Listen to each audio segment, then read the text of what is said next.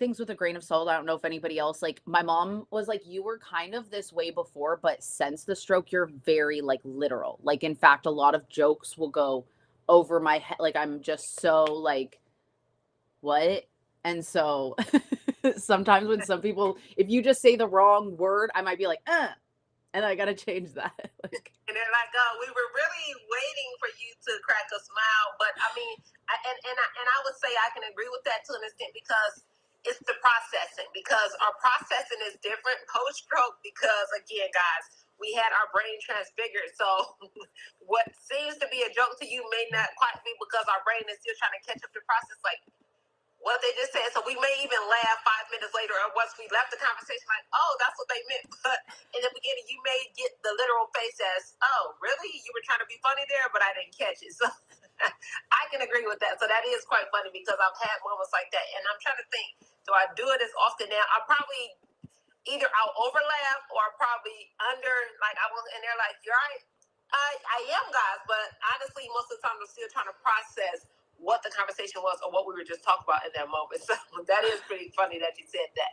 I did want to touch base on something you said. So you were asking about somebody saying they love David Attenborough, who I listened to, and I've mentioned it a couple of times. Mine were I have a few different pastors: Stephen Furtick, Darius Daniels, Pastor Keon Henderson, Reverend Fred Grace, people that I listen to on a regular basis on the different YouTubes that kept me uplifted, kept me motivated, and I just did it on rotation. So it was the internet, getting on YouTube, and I would just go in. Once somebody popped up, or it would be recommendation from the YouTube to a different one. So those were the things that kept me lifted.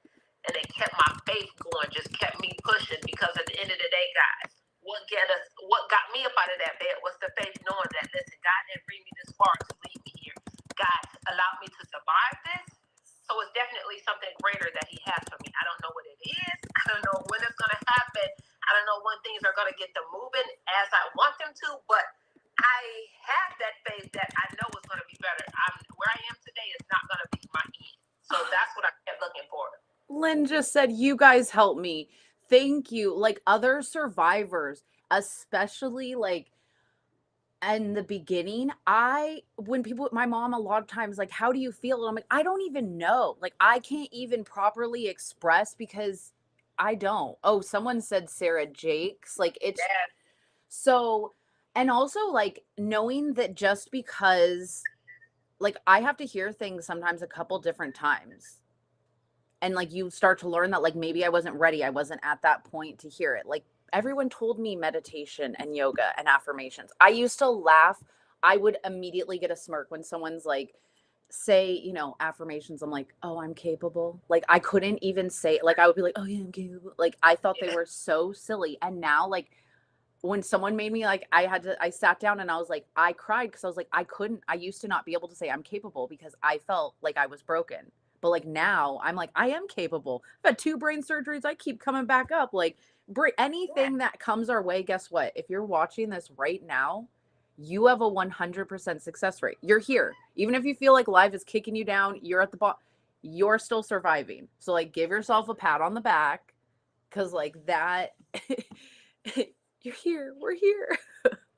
Yeah. And I like Oh, she said the people around me didn't laugh about my oh no, okay, I gotta tell y'all. So her joke was help my helmet of salvation, which I think is amazing because she had her incident, and I'll just give you the brief, and I may be not saying her full incident all the way around when she had her ABM rupture, but she had an accident on her bike. And so she jokes about it as saying, well, my helmet of salvation protected me. And she was like, the people around her didn't think that was funny. But guess what? That is totally hilarious because the helmet of salvation that God gave you protected you on the physical realm and the mental realm because the Bible says protected by the helmet of salvation, the breastplate of righteousness, all of the above. So she was completely protected, y'all. That's why she's alive today. And if this survivor community not only alive, she's amazing, dude. The artwork that she does, oh my gosh. Like I want to be like you. Like right? really, Like I one of can't these days we're gonna show her this artwork. The artwork that she does is amazing. just go Like follow her so, right now. Go over yeah, to her page, go see it. But what it's not just the art, but it's like how she's doing it. Like it's therapy. It's so beautiful. And I know everyone says that art is therapy, but like this is really cool. I've never seen somebody else. Like I don't want to give it away. I'm not going to say it like because you need to just go to her page and go see it, but it is when you have that sense of humor. And I mean, I still get people, I've had a lot of people tell me, I don't like that you say that your brain blew up. I'm like, well, it did. When my aneurysm ruptured, boom. I go, well, you tell my neurosurgeon who said it's like a bomb went off in your brain. Yes. He said it. And he did. And it's saying, like, I like to refer to our brain as the computer. So my computer got fried, and then the doctors try to rewire it back together. And hello, when you reboot a computer, it doesn't always go back in the same way it does. I mean, seriously, like it was so our way of thinking, our way of functioning, our way of processing things may be totally different, guys. And we're trying to figure this out. We don't know how it's going to be. So when I tell people, if I'm in the middle of a speech or an engagement, I'm talking and I forget my thought process, some of the times I want to, because I have this other goofy set. Some of the times I want to be like, computer review. You should. System shut down. Hold on, reboot. Exactly. Because the process is, guys, that's what's happening. I'll be talking and I forget. And honestly, you know what, guys? Since I just said, I'm gonna start doing that. When I get to when I'm talking and I completely forget, I'm just gonna shut down like a computer robot, and I'm gonna come back up and say, guys, sorry, that was a reboot. Somebody hit the restart button, and now I can get back to what I was saying, because that's literally what's happening sometimes as we're trying to process and as we're trying to live, and then we're walking, we're talking, we're moving our body. So it's like an overload of information coming back into our brains, our body. And our body says, oh, what's going on? It's too much coming on at once. So something may not work how we would want it to at that moment. So that's that. No, and I know you guys now, like, I just kind of laugh and go, oh, what's that word? And I play it off. But in the beginning, when I was talking and a word would disappear, I would cry. Like, I would literally be talking and then you would see tears go down my face and I would shut down. Okay. So it took me a while by just practicing and realizing, and it used to make me frustrated when my mom goes, I forget words too. And I'm like, but it's different. And when you say it that way, you're like, I'm like, you don't get it.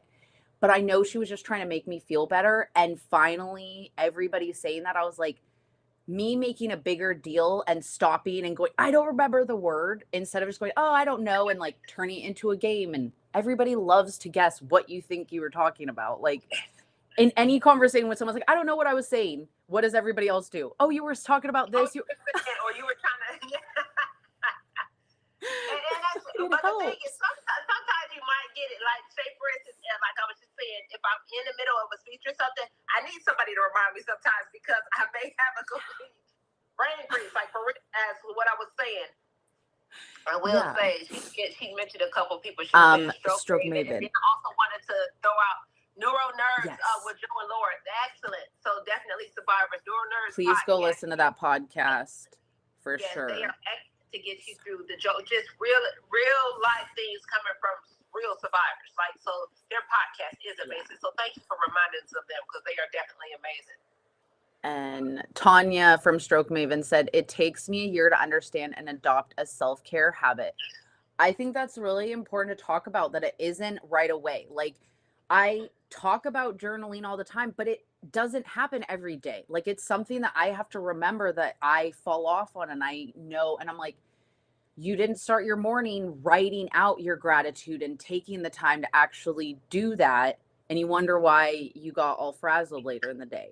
So like, it doesn't happen right away. And I think learning to have that grace, like Cornelia said, it's taken time, because I feel like, and I'll still catch myself sometimes going, it used to be easier. I used to just get it like that. And I'm like, so what? Like, you're also older. Like, it's not just like.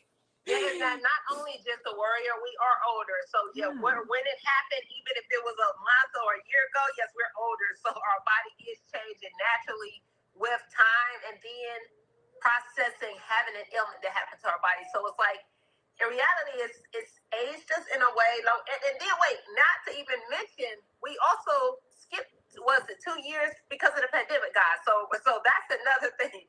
We actually survived the pandemic, so we have to think about that that added another 2 years to our life or either took away, because Lord, nobody had ever experienced that in this generation. Nobody ever experienced that before. Well, and just like in life, like I find my grandma saying stuff like, I don't want to cook anymore. I'm like, you've been cooking for 80 years. No wonder you're over it. Like, give yourself some grace. So I've just learning, I think, more and more, especially in the recovery, to just celebrate the wins and not be like, why didn't I do it faster? Or why am I not better at that? I'm just like, I did it. Woohoo. And like, you know, like my speech before, I would have been like, you need to memorize this and not have notes and not have note cards because that's silly. But I knew, I go, girlfriend, this is your first time telling your story in an audience with a microphone. You're going to blank. You're going to get nervous. You better have your freaking notes. And and it made me feel so good to not be like, oh, but I need to do all this. And I don't know who else needs to hear that you just start learning to be like, you know, I'm showing up and I'm trying, and that's good. That's amazing. Absolutely. And that's what it's about. And then she did say in the beginning, giving yourself grace. That is what it's about. How Tawnie was just saying, you're doing good, you're doing amazing. But as she even mentioned last week, as she mentions every time we're on here, like, we're so much nicer to other people, and we notice when somebody else is being negative to the next person. But why don't we do that for ourselves? Hey, why am I not there mad at ourselves because we can't remember things? Mad at ourselves because we're not, quote unquote, progressing or where we want to be. Hello, guys. We have to give ourselves grace because we are not where we were the day we had the stroke. We are not where we were the day we had that ailment, that incident happened, when we found out this is what happened. We are progressing every single day. And if we can look back and say, oh, that was my worst moment versus today, because like Tawnie said, if you're on here watching us today, this is not your worst moment. You are 100% better because you're functioning, you're calculating, you're able to visibly see, you're able to sit up and watch and figure out what's going on, what we got going on. Because, baby, the day it happened, no, I could barely even talk. And I'm mumbling all types of words in the mouth, trying to tell the doctor this, and I'm pointing to making all these functions. So we're doing excellent here. We are doing quite well. So much. I saw, has anyone read the book, The Brain That Heals Itself? I don't think so. I think we should, like, a book list. It's so cool to share. And the reason I had to give you a minute to think, because I feel like that's in my list somewhere. I don't think I read it. I have books that I've started and I read like few chapters, and so the brain, I'm a check, but I wouldn't say I completely. It must be in my list, but I have not completely read it at all. So a practice my friend does with me all the time on the phone, and it's helped me, is when I will like beat myself up. She's like, can you be nice to my friend and say now 3 nice things about yourself? And so like, I want you guys to do that. Like, when you catch yourself beating yourself up, like, stop and be like, can I be nice to my friend? Like, I need to be nice to myself. And then say 3 nice things. And like, it sounds silly, but I used to struggle. I could not even say 3 nice things about myself. That's how bad my mindset was, that I was so mean. I was like, I could not give myself compliments. I'm like, and so now I'm like, no, you can easily say 3 things that are nice. The correct title is The Brain That Changes Itself. No, not yet. The only book. I totally get that one. Yeah. I don't know that. Jim Quick's. I didn't finish it though. Okay. Because he had a TBI when he was young. You said Jim Quick. Jim Quick, the memory dude who teaches everybody how to have a great memory. Jim Quick, the name. Yeah. I'll have to look it up to see who that is. You've heard of him. You've seen him. Yeah, for sure. I know. Obviously, I need to remind myself who he is, the one that teaches about our memory. No, it's just really cool, and it really helped me with the mindset, because he used to call himself like the broken brain boy, and because that's what they said to him, like, your brain's broken, like you can't do things, and so he had to like reteach himself and relearn how to do things like a different way. And it's just like really cool that now he's freaking teaching everybody how to have great memory. And I'm like, from someone who as a child was told like, you don't have a good memory. So like, whenever I'm like, but I'm not good at speaking anymore, my college professor said I can't go and get a master's in speech pathology, why could I give speeches? Shut up. Yeah. But guess what? You get to speak how you want to speak. Jim Quick. Yeah, it goes to say, just like our trials that we went through are not always for us. Our trials are not for us to be stuck in that place. Our trials are to bring either us out or somebody else out. So as they told him his brain was broken, he transferred his trauma into healing for somebody else. So So it also goes to say how people say, why we appreciate the joy that Tracey and Tawnie has so much. We appreciate y'all sharing so much. But what I would say for myself, I've learned that the trials that I went through were not necessarily for me. It was for others. It was for me to speak about God's greatness. This was for me to speak about, hey, yes, these are trials and tribulations that happen, and this is how I came out of it.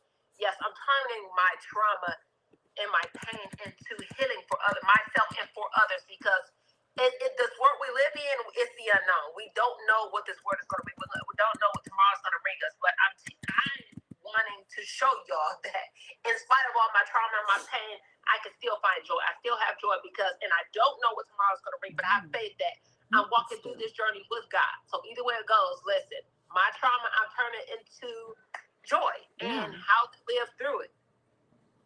Beautifully put. I think we need to just end right there because was wonderful. We'll see you guys in 30 minutes. We do open up a Zoom. If you want all that information, it is in our channel. So it will be dropped in there. We have it every Tuesday. So we hope we can see you there. We're just in there for an hour. And yeah, see you guys over there. Okay. See you guys over there. Bye. Boop. And how do I